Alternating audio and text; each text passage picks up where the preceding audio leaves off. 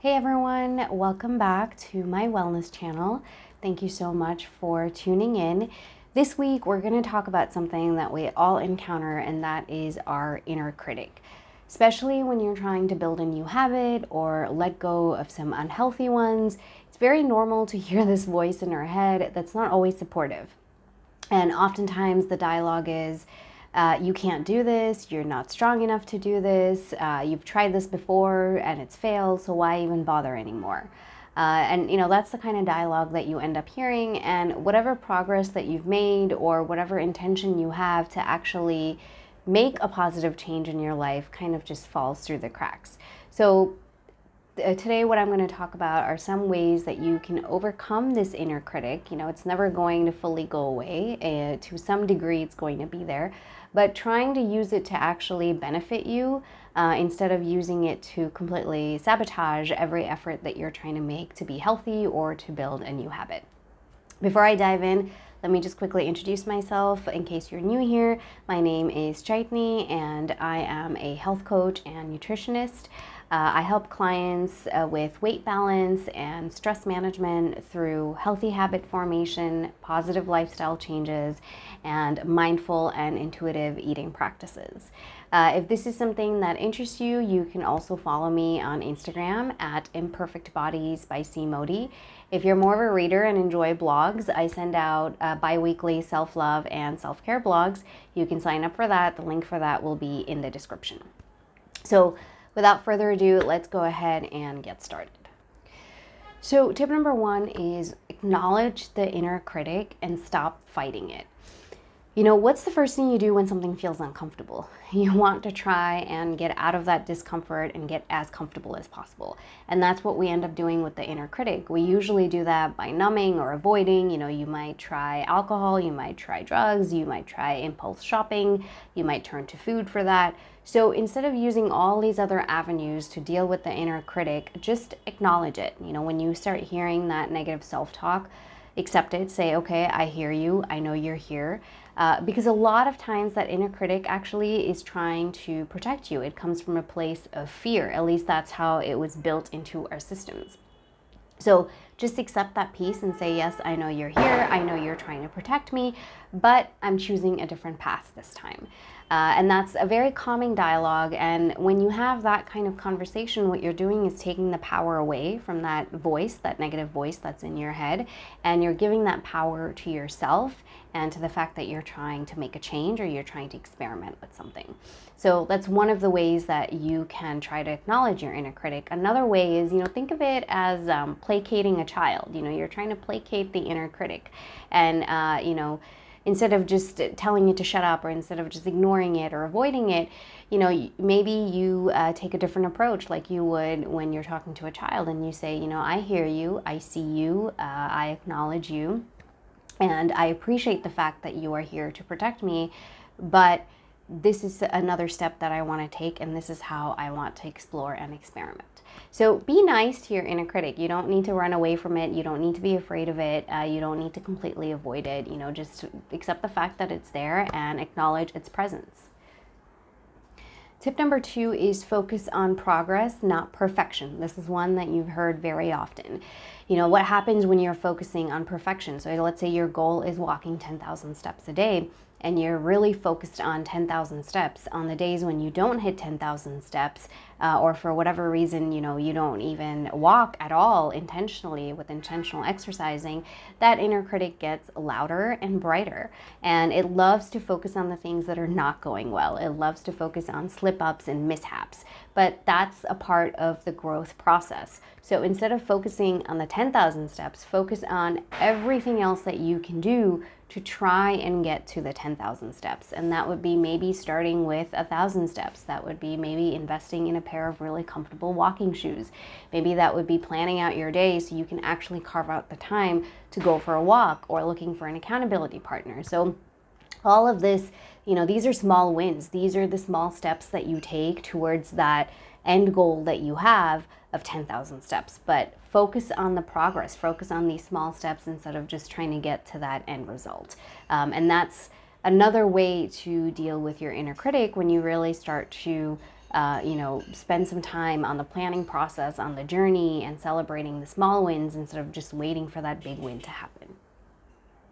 Tip number 3 is using the word yet to reframe some of these negative thoughts. So when that inner critic says, I can't do this, ended with yet.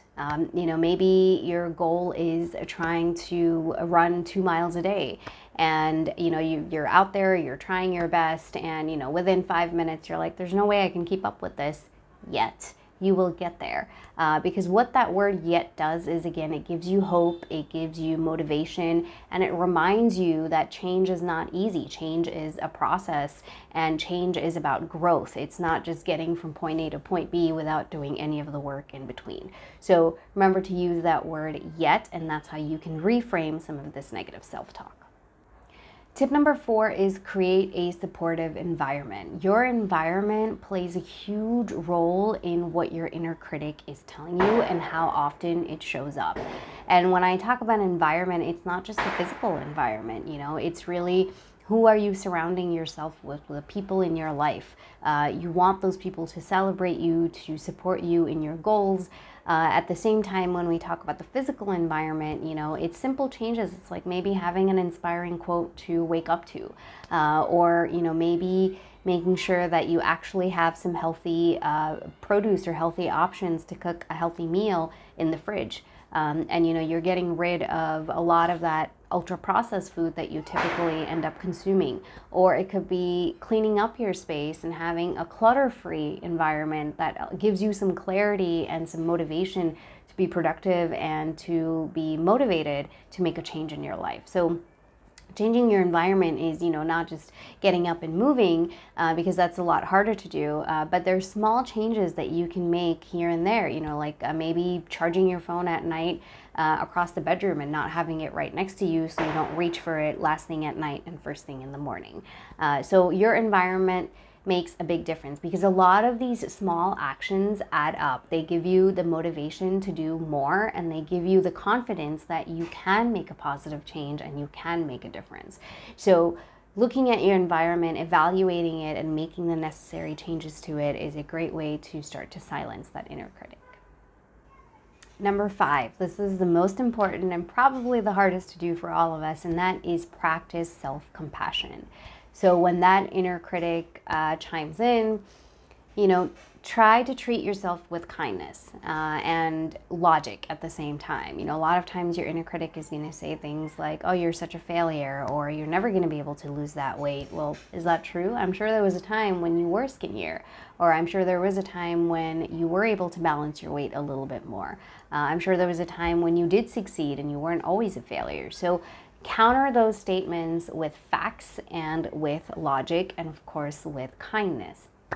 And the other part of this is, when you start to question your inner critic and you start to have that self-compassion, start to build some tiny tools that can help you be nicer to yourself over time.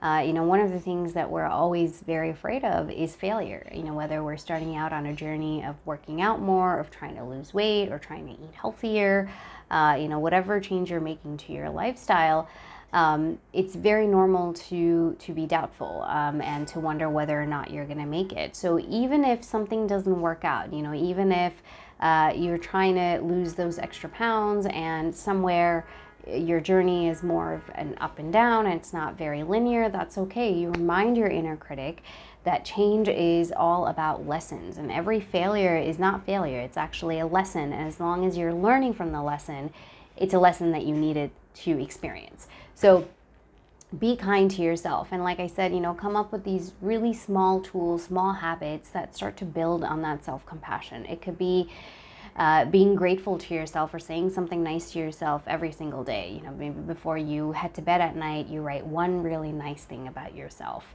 Or you start to appreciate what your body is doing for you. I think 99% of the time, we're so unhappy with the way we look and not really aware of what our bodies can do for us. They're the shield that protects us. They're what keeps us safe. They help us move. Our bodies help us be active. Our bodies help us play with our children, with our pets. So focus on that side, and automatically that piece of gratitude is going to start to generate some kindness in yourself. And of course, the age-old trick of talk to yourself like you would talk to your best friend or your puppy or someone you love very much. And I'm sure you probably wouldn't say half the things you say to yourself that wouldn't say half the things to them that you say to yourself. So that is another way to practice some self-compassion. So there you have it. The next time that inner critic pops up, which it will, because it's meant to be a protective mechanism for all of us, just remember one of these 5 tips that I shared with you. Maybe it's changing your environment, maybe it's just acknowledging and accepting the fact that you have that inner critic. Maybe it's being nicer to yourself and kinder to yourself. So, or focusing on progress. You have a few different options that I've given you. Maybe pick one and pick one skill or one behavior change that you can make within that tip to start to progress towards silencing that inner critic and not allowing it to pretty much dictate your life or the changes that you wish to make. If you enjoyed this content, then please make sure to like, share, and subscribe for more holistic health-related content. And I will catch you here very soon. In the meantime, take very good care of yourself. Thank you so much.